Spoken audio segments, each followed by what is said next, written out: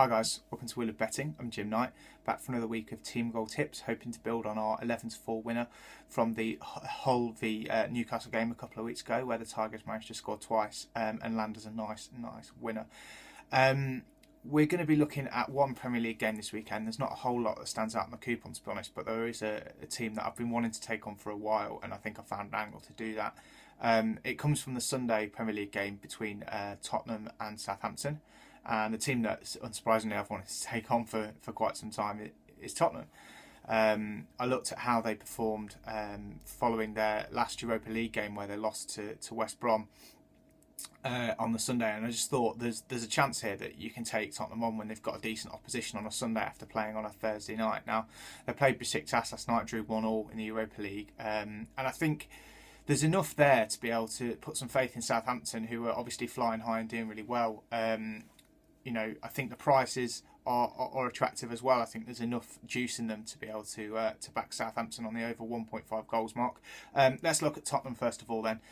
Had a bit of a mixed start to the season, haven't they? The results haven't really gone to plan. There was a lot of excitement about Pochettino coming in and kind of bringing his style of football from Southampton to Tottenham, and he's tried to do that in a certain degree. And obviously, I know that they play a completely different team in the Europa League to one that they play in the Premier League, but it's more about preparation time. And I was looking back at some pieces that I read last year from the head of scouting for Liverpool, who was talking about Brendan Rodgers' approach and how it helped so much last year that they weren't in Europe, so they could focus, you know, for a full week on the next set of opposition. And I think this year you can see that obviously Suarez leaving, Sturridge being injured is mitigating circumstances, but you can see this year that Liverpool are perhaps struggling to replicate some of the form in the Premier League, especially off the back of their kind of European nights. And it's, you know, it's a logical argument that if you're playing on a Thursday night coming back to playing on a Sunday, you're going to have less time to prepare than a team that have been looking at you all week and haven't had a midweek game to worry about, which is the case of Southampton here. Southampton have scored at least 2 goals in 4 out of the last 5 games. They've obviously done really well in the Premier League at the moment, flying high and on the crest of a wave, and I don't think there's anything to be scared of at White Hart Lane this weekend. They should go there full of confidence.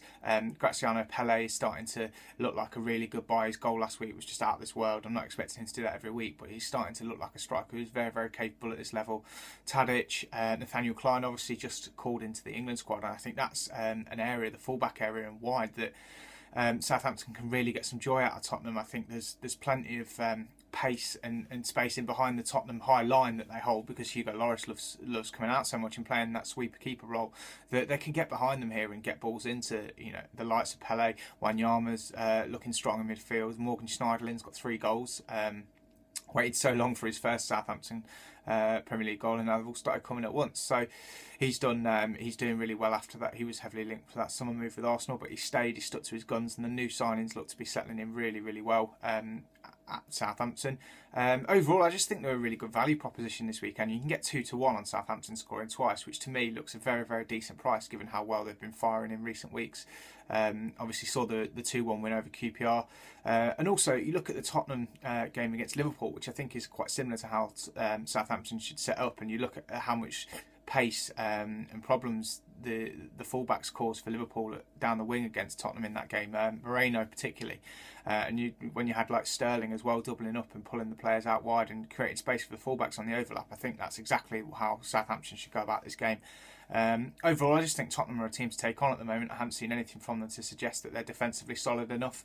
They lost that Liverpool game 3-0, and you know, I'm not suggesting Southampton are going to romp to another 3-0 win here, but there's enough to convince me that they're going to score at least twice, hopefully. So at 2-1, you know, I take anything down to maybe 17-10.